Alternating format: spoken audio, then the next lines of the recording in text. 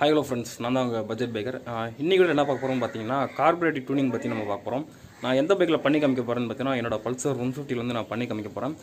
இது வந்து பார்த்தீங்கன்னா எல்லா பைக்குமே இது வந்து செட் ஆகும். தென் நீங்கள் நம்ம சேனலுக்கு புதுசாக இருந்தீங்க அப்படின்னா மறக்காம நம்ம சேனலை சப்ஸ்கிரைப் பண்ணுங்கள். அப்படியே பக்கத்தில் இருக்க பெல் ஐக்கனை ப்ரெஸ் பண்ணுங்கள். அப்போ தான் நான் போகிற வீடியோ நோட்டிஃபிகேஷன் வரும். தென் வாங்க நம்ம வீடியோக்குள்ளே போகலாம்.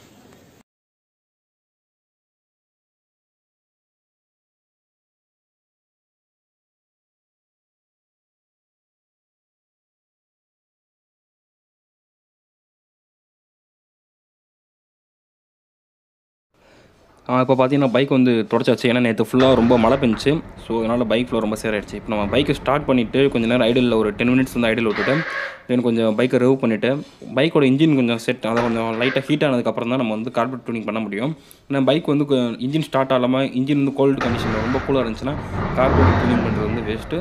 ஸோ வந்து பைக் கொஞ்சம் ஹீட் அப் ஆகணும். இன்ஜின் கொஞ்சம் ஹீட் அப் ஆனதுக்கப்புறம் தான் நம்ம வந்து கார்பரேட் டியூனிங் பண்ண முடியும். ஸோ கொஞ்சம் இன்ஜின் ஹீட் ஆகட்டும், அதே நம்ம வெயிட் பண்ணுவோம்.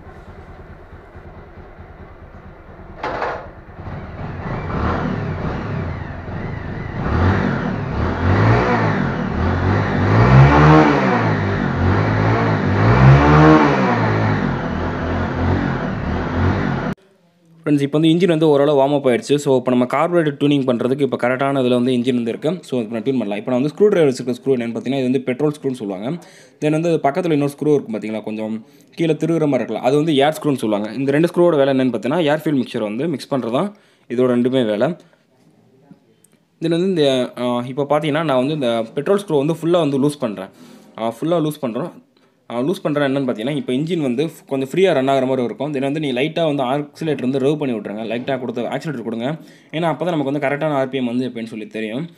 அப்புறம் என்னென்னு பார்த்தீங்கன்னா இப்போ வந்து நம்ம ஏர் ஸ்க்ரூ இருக்குல்ல, ஏர் ஸ்க்ரூ வந்து ரைட் ஹேண்ட் சைடு வந்து லைட்டாக வந்து லூஸ் பண்ணுங்கள். ரைட் ஹேண்ட் சைடு வந்து கொஞ்சம் லைட்டாக டைட் பண்ணுறப்ப என்னென்னு பார்த்தீங்கன்னா உங்களுக்கு வந்து இன்ஜினோட ஆர்பிஎம் வந்து கொஞ்சம் இன்க்ரீஸ் ஆகிற மாதிரி உங்களுக்கு ஃபீல் ஆகும். ஸோ அதை நினச்சி நீங்கள் பயப்பட வேணாம். லைட்டாக ஆர்பிஎம் வந்து இன்க்ரீஸ் ஆகும். ஆர்பிஎம் இன்க்ரீஸ் ஆகிறத நம்ம கரெக்டான மைலேஜ் வந்து செட் பண்ண முடியும். ஸோ இப்போ வந்து லைட்டாக வந்து ஆர்பிஎம் இன்க்ரீஸ் ஆகிருக்கும். இப்போ பார்த்தீங்கன்னா என்னோட பைக்கில் வந்து ஆர்பிஎம் வந்து 2ல் வந்து நிற்கும். 2ல் வந்து நிற்குது. என்னோட ஆர்பிஎம் மீட்டர் வந்து கொஞ்சம் ப்ராப்ளமாக இருக்குது. 2ங்கிறது வந்து என்னை பொறுத்த வரைக்கும் அது வந்து 3 தான். அதில் உங்களுக்கு நான் என்னென்னு சொல்லி ப்ராப்ளம் சொல்கிறேன் ஒரு வீடியோவில். இப்போ வந்து நம்ம என்ன பண்ண போகிறோம்னு பார்த்தீங்கன்னா அந்த பெட்ரோல் ஸ்க்ரூ வந்து ஃபுல் டைட் பண்ண போகிறோம். ஃபுல் டைட்னா ஓவர் டைட் பண்ணிங்கன்னா ஸ்க்ரூ வந்து உடஞ்சிரும். ஸோ வந்து ஒரு மினிமலான டைட்டுக்கு வந்து கொண்டு போயிருங்க. ஒரு செகண்ட் இதில் வந்து இந்த ஸ்க்ரூ வந்து உங்களுக்கு வந்து ஜாம் ஆகும். அந்த இடத்துல ஸ்க்ரூ வந்து டைட் பண்ணி நிப்பாட்டிட்டு என்ன பண்ணணும்னு பார்த்தீங்கன்னா இப்போ வந்து எனக்கு வந்து இந்த இடத்துல இந்த ஸ்க்ரூ டைட் ஃபுல்லாகிடுச்சு.